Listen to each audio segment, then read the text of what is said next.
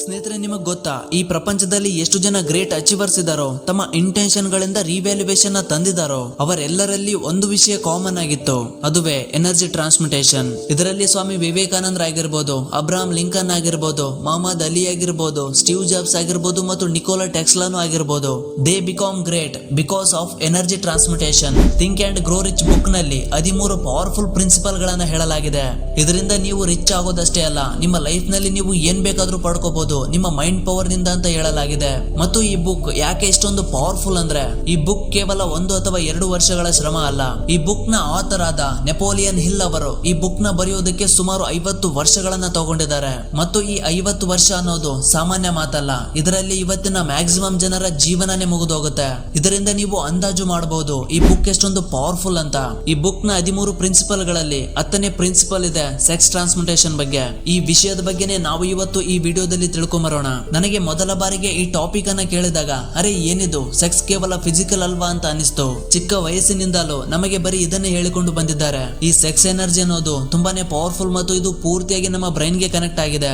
ಆದ್ರೆ ಈಗಿನ ಜನರೇಷನ್ ಅಲ್ಲಿ ಇದರ ಬಗ್ಗೆ ಮಾತಾಡೋದಾಗ್ಲಿ ಅಥವಾ ಹೇಳೋದಾಗ್ಲಿ ಒಂದು ರೀತಿಯ ಅಸಹ್ಯ ಅನ್ನೋ ತರ ಮಾಡ್ಬಿಟ್ಟಿದ್ದಾರೆ. ಆದ್ರೆ ನಮ್ಮ ಪ್ರಾಚೀನ ಭಾರತದಲ್ಲಿ ನಮ್ಮ ಪೂರ್ವಜರಿಗೆ ಇದರ ಸಂಪೂರ್ಣ ಜ್ಞಾನ ಇತ್ತು. ಇದೇ ಕಾರಣದಿಂದಾಗಿ ನಮ್ಮ ಭಾರತ ಆಗಿನ ಕಾಲದಲ್ಲೇ ವಿಶ್ವಗುರು ಆಗಿತ್ತು. ಆದ್ರೆ ಈಗಿನ ಸಾಕಷ್ಟು ಜನರಿಗೆ ಗೊತ್ತಿಲ್ಲ the power of sex energy. ಇದನ್ನ ತಿಳಿದುಕೊಳ್ಳೋದು ಈಗಿನ ಜನರೇಷನ್ ಗಂತೂ ತುಂಬಾನೇ ಇಂಪಾರ್ಟೆಂಟ್ ಆಗಿದೆ. ವಿಡಿಯೋ ಸ್ಟಾರ್ಟ್ ಮಾಡೋಣ. ಅದಕ್ಕಿಂತ ಮುಂಚೆ ಡಿಸ್ಕ್ಲೈಮರ್ ನ ನೋಡ್ಕೊಂಡ್ ಬರೋಣ. ಈ ವಿಡಿಯೋದ ಉದ್ದೇಶ ಇದಲ್ಲ ನೀವು ಜೀವನ ಪೂರ್ತಿ ಸೆಕ್ಸ್ ಮಾಡಬೇಡಿ, ಮದುವೆ ಆಗ್ಬೇಡಿ ಅನ್ನೋದು. ಈ ಎನರ್ಜಿಯನ್ನ ಯೂಸ್ ಮಾಡಿಕೊಂಡು ಹೇಗೆ ನೀವು ನಿಮ್ಮ ಗೋಲ್ ಅನ್ನ ಎಫೆಕ್ಟಿವ್ಲಿ ಅಚೀವ್ ಮಾಡೋದು, ಹೇಗೆ ನೀವು ನಿಮ್ಮ ಜೀವನನ ನೀವು ಅಂದುಕೊಂಡಂತೆ ಬದಲಿಸಬಹುದು ಅನ್ನೋದು ಈ ವಿಡಿಯೋದ ಉದ್ದೇಶ ಆಗಿದೆ. ಹಾಗಾದ್ರೆ ಬನ್ನಿ ಶುರು ಮಾಡೋಣ. ಮೊದಲಿಗೆ ನಾವು ಇದನ್ನ ತಿಳ್ಕೊಂಬರೋಣ, ಏನಿದು ಎನರ್ಜಿ ಟ್ರಾನ್ಸ್ಮಿಟೇಷನ್. ನಮ್ಮ ದೇಹದಲ್ಲಿ ಒಟ್ಟಾರೆಯಾಗಿ 7 ಚಕ್ರಗಳಿವೆ. ಈ ಎಲ್ಲ ಚಕ್ರಗಳು ಬೇರೆ ಬೇರೆ ಕೆಲಸಗಳನ್ನ ಮಾಡ್ತವೆ.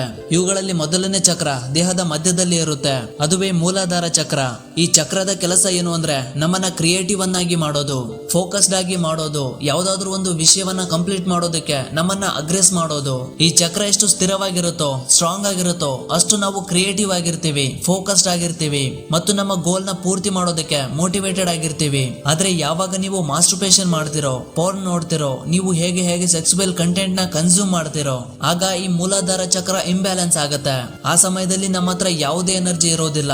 ಇದರಿಂದಾನೇ ನೀವು ಯಾವಾಗ ಮಾಸ್ಟರ್ಬೇಷನ್ ಮಾಡ್ತಿರೋ ಮತ್ತು ಯಾವುದೇ ರೀತಿಯ ಸೆಕ್ಸುವಲ್ ಆಕ್ಟಿವಿಟಿಗಳಲ್ಲಿ ಭಾಗವಹಿಸ್ತಿರೋ, ಆಗ ನೀವು ದಿನಪೂರ್ತಿ ಡಿಮೋಟಿವೇಟ್ ಆಗಿರ್ತೀರಾ, ಫೋಕಸ್ಡ್ ಆಗಿ ಇರೋದಿಲ್ಲ, ಲೋ ಎನರ್ಜಿ ಫೀಲ್ ಮಾಡ್ತೀರಾ.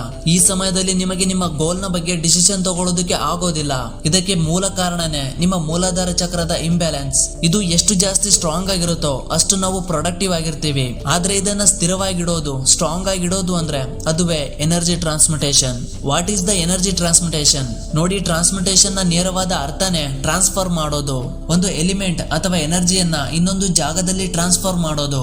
ನೀವು ಲೈಫ್ ನಲ್ಲಿ ಸಕ್ಸಸ್ಫುಲ್ ಆಗ್ಬೇಕು ಅಂದ್ರೆ ನಿಮ್ಮ ಒಳಗಿರೋ ಎನರ್ಜಿಯನ್ನ ಟ್ರಾನ್ಸ್ಫರ್ ಮಾಡ್ಬೇಕಿರುತ್ತೆ. ನಿಮ್ಮ ಕನಸನ್ನ ನನಸು ಮಾಡೋದಕ್ಕೆ, ನಿಮ್ಮ ಗೋಲ್ ನ ಪೂರ್ತಿ ಮಾಡೋದಕ್ಕೆ ಮತ್ತು ಏನಾದ್ರೂ ಒಂದು ಮೀನಿಂಗ್ ಫುಲ್ ಆಗಿರೋದನ್ನ ಮಾಡೋದಕ್ಕೆ.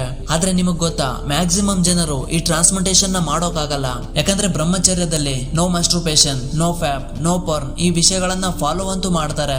ಎಲ್ಲಿವರೆಗೆ ಅಂದ್ರೆ 1 ತಿಂಗಳು, 2 ತಿಂಗಳು ಅಥವಾ 3 ತಿಂಗಳು, ಇದಕ್ಕಿಂತ ಜಾಸ್ತಿ ದಿನ ಮಾಡೋಕ್ಕಾಗಲ್ಲ. ಮತ್ತೆ ಅವರು ತಮ್ಮ ಹಳೆ ಕೆಲಸಗಳನ್ನ ಮಾಡ್ತಾರೆ. ಆದ್ರೆ ಯಾಕೆ ಹೀಗೆ? ನೋಡಿ, ಸೆಕ್ಸ್ ಎನರ್ಜಿ ಅನ್ನೋದು ಇಂತಹ ಎನರ್ಜಿ ಅಲ್ಲ ಅದನ್ನ ನೀವು ಸ್ಟೋರ್ ಮಾಡಿ ಇಡ್ತೀನಿ ಅನ್ನೋದಕ್ಕೆ. ಈ ಇಂಟರ್ನೆಟ್ ನಲ್ಲಿ ಸಾಕಷ್ಟು ಹೇಳ್ತಾರೆ ನೋ ಫ್ಯಾಪ್, ನೋ ಮಾಸ್ಟರ್ಬೇಷನ್ ಅಂತ. ಈ ಚಾಲೆಂಜ್ ಅನ್ನ ನೀವು ಫಾಲೋ ಏನೋ ಮಾಡ್ತೀರಾ ಮತ್ತು ನಿಮ್ಮ ಎನರ್ಜಿಯನ್ನ ತಡೆದು ಕೂಡ ನಿಲ್ಲಿಸ್ತೀರಾ. ಆದ್ರೆ ನಂತರ ಈ ಎನರ್ಜಿಯನ್ನ ಬೇರೆ ಕಡೆ ಟ್ರಾನ್ಸ್ಫರ್ ಮಾಡ್ಬೇಕಿರತ್ತೆ. ಯಾಕಂದ್ರೆ ಈ ಎನರ್ಜಿ ಯಾವಾಗ್ಲೂ ಫ್ಲೋ ಆಗ್ತಾನೆ ಇರತ್ತೆ. ಇದನ್ನ ನೀವು ನಿಲ್ಸೋಕ್ ಆಗೋದಿಲ್ಲ. ನೀವು ಅನ್ಕೊಂಡಿರ್ಬೋದು ಈ ಎನರ್ಜಿಯನ್ನ ನಾನು ಸ್ಟೋರ್ ಮಾಡ್ತೀನಿ ಮತ್ತು ನಂತರ ನಾನು ಮಹಾನ್ ವ್ಯಕ್ತಿ ಆಗ್ತೀನಿ ಅಂತ. ಆದ್ರೆ ಅದು ಹಾಗೆ ಅಲ್ಲ. ಈ ಎನರ್ಜಿ ಯಾವಾಗ್ಲೂ ಫ್ಲೋ ಆಗ್ತಾನೆ ಇರತ್ತೆ.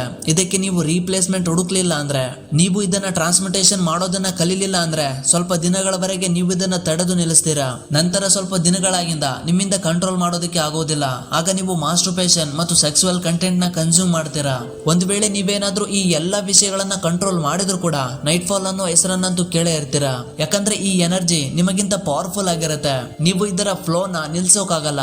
ಇದರ ರಿಲೇಟೆಡ್ ಆಗಿ think and grow rich book ನಲ್ಲಿ ಒಂದು ಮಾತನ್ನ ಹೇಳಿದ್ದಾರೆ. ಒಂದು ನದಿಗೆ ಅಣೆಕಟ್ಟನ್ನು ಹಾಕಬಹುದು ಮತ್ತು ಅದರ ನೀರನ್ನ ಸ್ವಲ್ಪ ಸಮಯದವರೆಗೆ ನಿಯಂತ್ರಿಸಬಹುದು. ಆದ್ರೆ ಅಂತಿಮವಾಗಿ ಆ ನೀರು ಔಟ್ಲೆಟ್ ಅನ್ನ ಒತ್ತಾಯ ಮಾಡುತ್ತೆ. ಈ ಎನರ್ಜಿಯ ವಿಷಯದಲ್ಲೂ ಕೂಡ ಇದೇ ರೀತಿ ಆಗುತ್ತೆ. ನೀವು ಈ ಭಾವನೆಗಳನ್ನ ಅನ್ನ ಸ್ವಲ್ಪ ಸಮಯದವರೆಗೆ ನಿಯಂತ್ರಿಸಬಹುದು, ನಿಮ್ಮ ಎನರ್ಜಿಯನ್ನ ತಡೆದು ನಿಲ್ಲಿಸಬಹುದು, ಆದ್ರೆ ಅದು ಫ್ಲೋ ಆಗ್ತಾನೆ ಇರುತ್ತೆ. ಇದನ್ನ ನೀವು ಬೇರೆ ಜಾಗದಲ್ಲಿ ಟ್ರಾನ್ಸ್ಮಿಟೇಷನ್ ಮಾಡದೇ ಇದ್ರೆ ಅದು ಅವಶ್ಯವಾಗಿ ತನ್ನ ಔಟ್ಲೆಟ್ ಅನ್ನು ಹುಡುಕಿಕೊಳ್ಳುತ್ತೆ. ಹೀಗಾಗಿ ಇದರ ಫ್ಲೋ ನಂತೂ ನೀವು ನಿಲ್ಸಕ್ಕಾಗಲ್ಲ. ಆದ್ರೆ ನೀವು ಇದನ್ನ ಮೇಂಟೈನ್ ಮಾಡೋದನ್ನ ತಿಳ್ಕೊಳ್ಳಿಲ್ಲ ಅಂದ್ರೆ, ಈ ಎನರ್ಜಿಯನ್ನ ಬೇರೆ ಕಡೆ ಟ್ರಾನ್ಸ್ಮಿಟೇಷನ್ ಮಾಡೋದನ್ನ ನೀವು ಕಲಿಲಿಲ್ಲ ಅಂದ್ರೆ ಆಟೋಮೆಟಿಕ್ಲಿ ನೀವು ಲೆಸ್ ವಿಷಯಗಳಿಗೆ ವಾಲ್ತೀರಾ ಮತ್ತು ನಿಮ್ಮ ಎನರ್ಜಿ ಹೊರಗೆ ಹೋಗೋದಕ್ಕೆ ತನ್ನ ದಾರಿಯನ್ನು ಹುಡುಕಿಕೊಳ್ಳುತ್ತೆ. ಆದ್ದರಿಂದ sex transmutation is must need for use. It is the only option. ಹಾಗಾದ್ರೆ ಈ ಎನರ್ಜಿಯನ್ನ ಟ್ರಾನ್ಸ್ಮಿಟೇಷನ್ ಮಾಡೋದು ಹೇಗೆ, ಅದನ್ನ ಮಾಡಿದ ನಂತರ ನಮ್ಮ ದೇಹದಲ್ಲಿ ಏನಾಗುತ್ತೆ ಮತ್ತು ಈ ಸಾಧನೆಯನ್ನ ಮಾಡಿದಂತಹ ಮಹಾನ್ ವ್ಯಕ್ತಿಗಳು ಯಾರು ಯಾರು ಅಂತ ನೆಕ್ಸ್ಟ್ ವಿಡಿಯೋದಲ್ಲಿ ಹೇಳ್ತೀನಿ. ನಿಮ್ಗೆ ನೆಕ್ಸ್ಟ್ ವಿಡಿಯೋ ಬೇಕಿದ್ರೆ ಪಾರ್ಟ್ 2 ಅಂತ ಕಾಮೆಂಟ್ ಮಾಡಿ. ಈ ವಿಡಿಯೋ ಇಷ್ಟ ಆಗಿದ್ರೆ ವಿಡಿಯೋಗೆ ಒಂದು ಲೈಕ್ ಕೊಡಿ. ಚಾನಲ್ಗೆ ಹೊಸಬರಾಗಿದ್ರೆ ಸಬ್ಸ್ಕ್ರೈಬ್ ಮಾಡ್ಕೊಳ್ಳಿ. ಬೆಲ್ ಐಕಾನ್ ಆಲ್ ಗೆ ಸೆಟ್ ಮಾಡ್ಕೊಳ್ಳಿ. ನಾವು ಮಾಡೋ ಪ್ರತಿ ವಿಡಿಯೋನ ಮೊದಲು ನೋಡೋದಕ್ಕೆ. ಎಕ್ಸ್ಪೆಕ್ಟ್ ಮಾಡ್ತೀನಿ ಈ ವಿಡಿಯೋಗೆ 1000 ಲೈಕ್ ಅಂತೂ ಕೊಡ್ತೀರಾ ಅಂತ. ಸಿಗೋಣ ಮತ್ತೊಂದು ವಿಡಿಯೋದಲ್ಲಿ. ಅಲ್ಲಿವರೆಗೂ ಜೈ ಕನ್ನಡಾಂಬೆ, ಜೈ ಭಾರತ ಮಾತೆ.